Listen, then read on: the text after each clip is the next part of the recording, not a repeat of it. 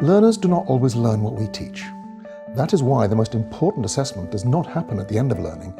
It happens during the learning, when there is still time to do something with the information. From the thousands of teachers we've worked with, we know that formative assessment is an aspect of teaching underpinned by some basic principles. So whether you work in early years, primary, secondary or further education, and whether you're newly qualified or experienced, doing this course will help you strengthen your own practice.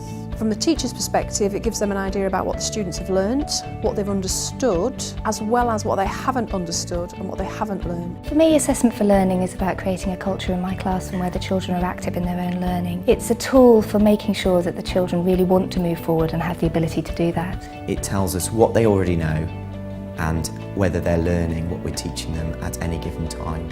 It's in the moment, so you're not kind of doing all your assessment right at the end of a unit or even at the end of a class. You're actually interested in what's going on in the moment in the classroom. Rather than to provide you with additional tools, the point of the course is to help you reflect on how you teach and make changes that help you be more effective.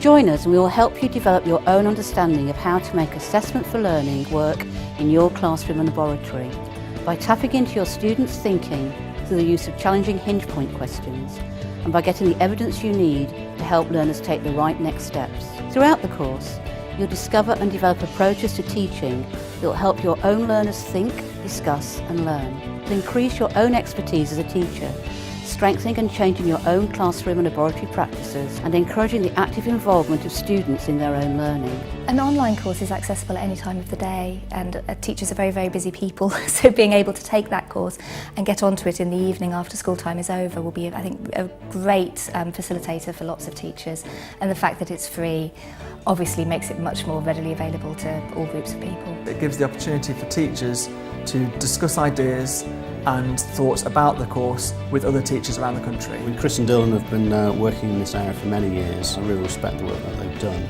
because it's both research informed, but it's also critically about what happens in practice. Chris and I have worked together a lot over the years, developing the ideas at the heart of Assessment for Learning. And with friends at the University of Leeds, and with the support of the National Science Learning Network in York, we've developed this free 6-week course to give you the tools you need, transforming the way that you teach and the way your students learn.